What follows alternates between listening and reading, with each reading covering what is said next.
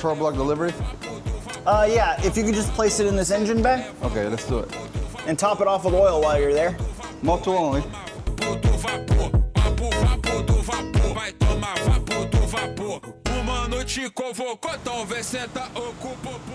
So what are the plans you have for this Subaru? What does the customer ultimately want? Well, this is gonna be our customer's, well, it is our customer's son, a WRX, 19 WRX. Right now it's got a rod knock, and we're gonna install a factory short block, and we're gonna do some preventative modifications so it doesn't happen again. Every time we do a short block for a rod knock, we replace all oil-related parts such as the cam gears, the oil pump. In this case, we're gonna upgrade also the pickup tube because Subaru is notorious for having cracked pickup tubes.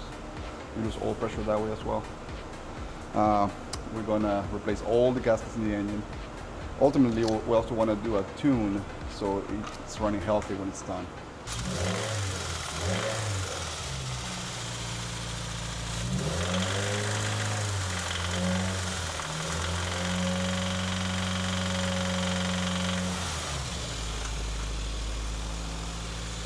Who's there? That's what we call Uncle Rodney. We have 2 intake and 2 exhaust cam gears, Killer B, no, actually it's an IAG pickup tube, full gasket kit, spark plugs, oil pump. Gotcha. All right, so the cam gears we're replacing because of why? Oil is contaminated, full of metal particles, and if we don't replace it, then it's gonna fail, and it's gonna be very expensive to replace again once it fails.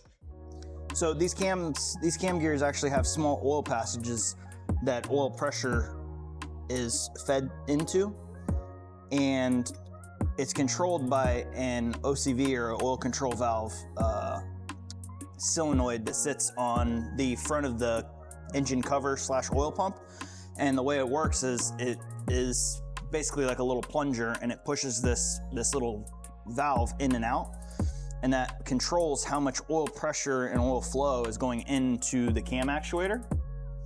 And that allows where it's mounted to the cam and the timing chain and teeth to actually be able to rotate in and out of time.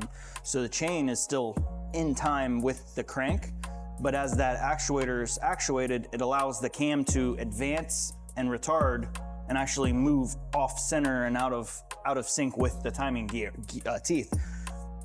The reason that we need to replace it is because there's little veins inside of this gear and it's controlled by oil pressure.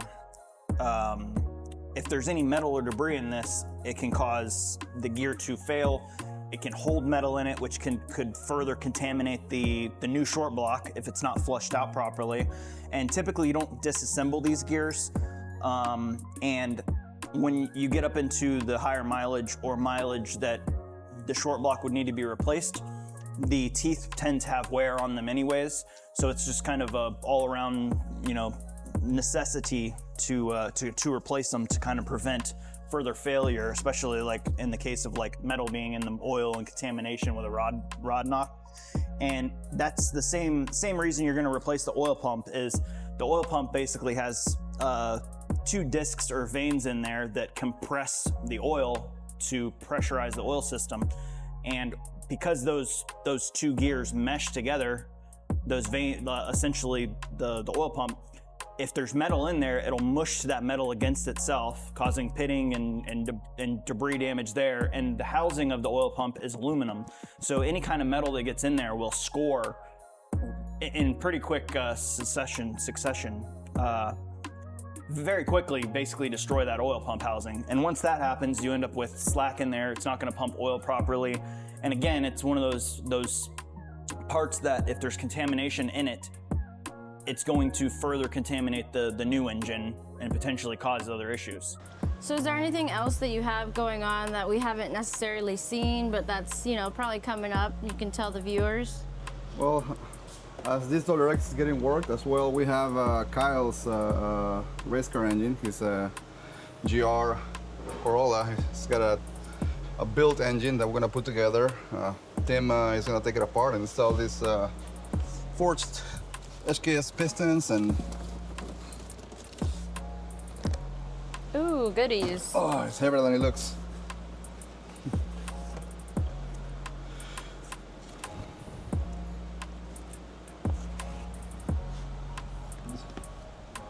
This is the kit, this is the rings, pistons, wrist pins.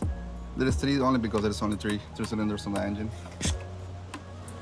Here is the upgraded turbo and manifold. What did he do to this, Tim? Billet wheel? Yeah, I believe he, I think it was sent to one of the porting places. Yeah. I honestly don't remember what the company name was, but Looks pretty nice. I think he said it's like 700 horse, Yeah. I believe. It's gonna be wild. And we also spoke with our customer, with Miata, that we diagnosed last week with AC. And she said to go ahead and replace the timing belt, the cam seals, the crank seal, the valve cover gasket.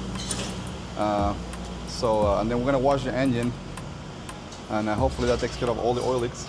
We'll grab it again and see if there's any more oil leaks. GRA6 Tomei. She zooms right in on the mistakes that have been made. Yeah, well, people gotta learn on how to. I fucking cut these little rubber things on accident because they packaged them in the clamps, and I've seen clamps like that. Yeah. And It's good because that means in the future it's not gonna get smaller. You know, it's already cut, so it has Right. room to breathe. okay, check it. And That's perfect. We just gotta tighten the tips. yeah, it's the tips straight Yeah. down.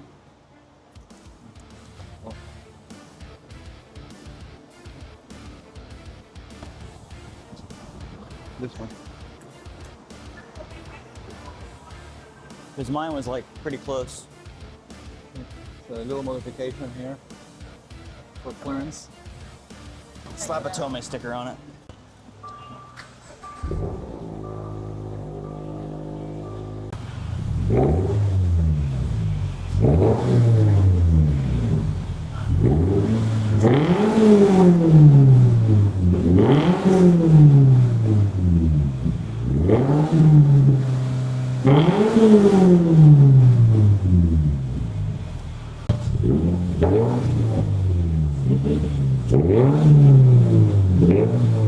Sounds good.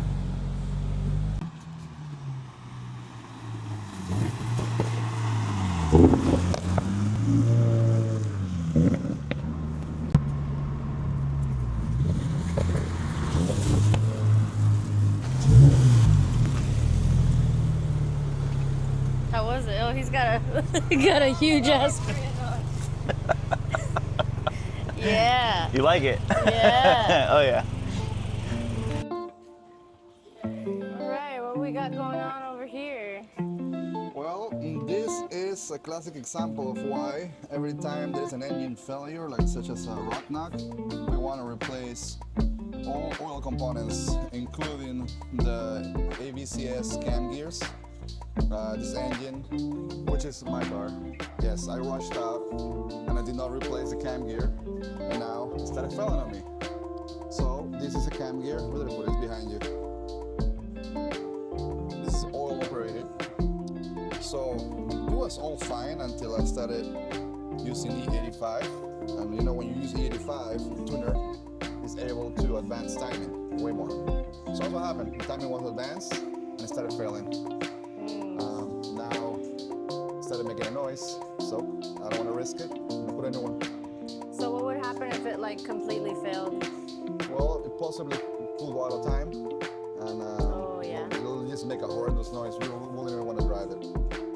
And this is not E85's fault. This is my fault. You should be able to advance as much time as you can with a tune. In this case, it was the hardware that failed because I did not replace it when it should have been replaced.